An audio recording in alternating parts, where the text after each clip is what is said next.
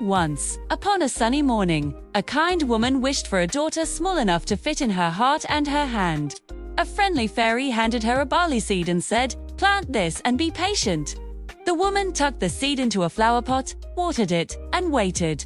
Up popped a tulip so bright, it looked like it ran on solar power pellets. When the petals unfolded, there sat a girl no taller than a thumb, with a smile that could outshine a nightlight. The woman named her Thumbelina and made her a cozy cradle from a hazelnut shell with a violet petal blanket. 10 out of 10 on the snug scale. Thumbelina had a great life. By day, she paddled around the table in a teacup and learned to high-five ladybugs. By night, she hummed lullabies to the houseplants. Everything was perfect until one bouncy, boingy night when a grumpy toad came plopping through the window. The toad decided Thumbelina would be a good match for her son, who had a personality like a cold meatball and the dance moves to match. Before Thumbelina could say, "I do not," the toad scooped her up and set her on a big lily pad in the middle of the river, like she was a microwave pizza. Thumbelina cried out for help, and guess who heard her? A team of tiny fish who were excellent at teamwork and chewing. They nibbled through the lily pad stem and sent her sailing downstream like the captain of a leafy speedboat. A polite white butterfly fluttered by, tied its silk ribbon to the lily pad, and pulled Thumbelina along with the dedication of a gym coach before picture day. Freedom felt wonderful. Right then, a beetle swooped down and carried her to a tree branch. The other beetles gathered and held a fashion show with 0 kindness points. They announced that Thumbelina had only 2 legs, no antennae, and absolutely no shimmery wing covers. The rude reviews hurt, and the beetle who grabbed her realized his friends were acting like snack-sized bullies. Set Thumbelina back on a leaf and buzzed away. And Thumbelina learned 2 things. Being different is not a problem, and critics rarely bring snacks. Summer turned to fall. Thumbelina built a tiny camp with a dandelion umbrella and a thimble water barrel. She ate dewdrop soup and learned every birdsong on the radio of the wind. Then, winter threw snow at the world like a kid who found the button that says more. Thumbelina shivered and searched for shelter until she spotted a tidy hole in the ground. She knocked, and out peeked a plump field mouse wearing an apron and an expression that said, "I am kind, but I enjoy a good story." "Come in, dear," said Mrs. Field Mouse. "You may stay if you help with chores and tell me a bedtime tale every night." Thumbelina agreed. She swept with a grass blade, baked acorn muffins, and recited stories about tulips with secrets and butterflies with backup plans. The neighbor dropped by one day, and the neighbor was a mole.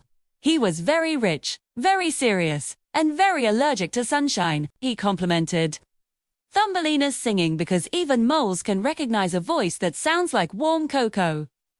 Mrs. Field Mouse whispered, "You should marry Mr. Mole. He has tunnels everywhere and a pantry full of turnips."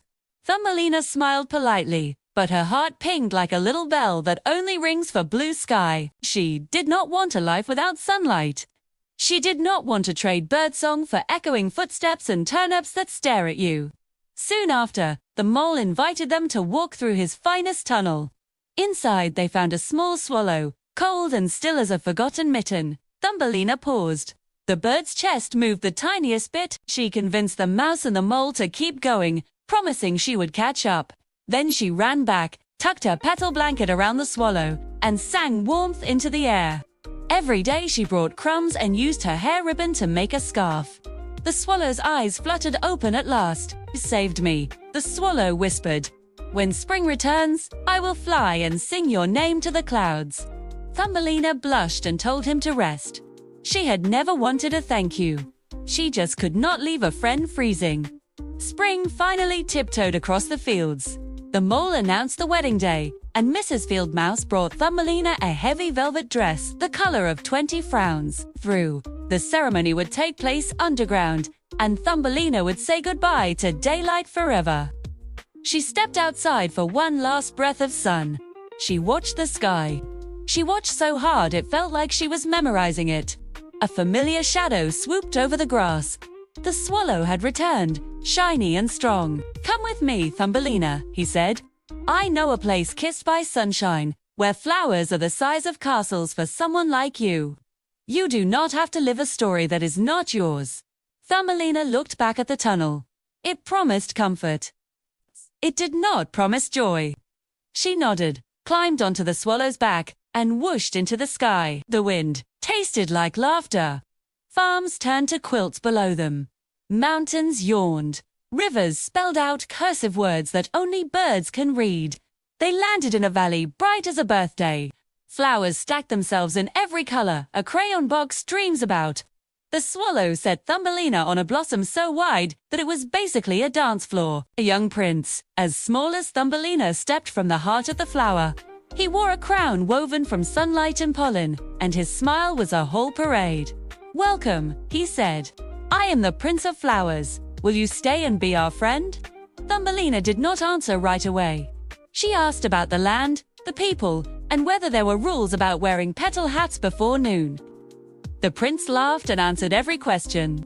He showed her the library of raindrops and the orchestra of bees. He promised that in this kingdom, everyone was free to be exactly their wonderful self. Then he asked, "Will you be my queen? Not because you are tiny, because you are brave and kind." Thumbelina felt that bell in her chest ring again, the one that sings when a heart finds home. She said, "Yes."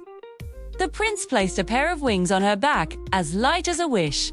Thumbelina lifted into the air and twirled, the newest queen of a land where goodness grows like wildflowers.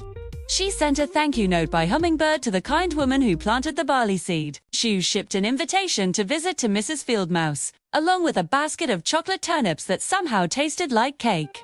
She mailed the Beatles a poster that read, "Cool is being kind." She even sent the Toad family a gift card to a dance class, hoping that better moves might lead to better manners. From then on, Thumbelina, who also liked the name Maya, led with a gentle voice and a spine like a sunflower stalk. She and the prince hosted festivals where butterflies painted the sky. And the swallow told the story of the day a tiny girl chose sunshine over a tunnel. Thumbelina never forgot the winter when she had almost given up. She never forgot the fish who freed her, the butterfly who pulled her boat, or the way kindness can warm even a frozen bird. What kids can learn small does not mean weak. Kindness is powerful. If someone tells you to be less because that makes them more comfortable, remember Thumbelina choosing the sky. Ask questions before you say yes to a life that does not fit. Help others when you can. One brave heart plus one good deed can change the whole story.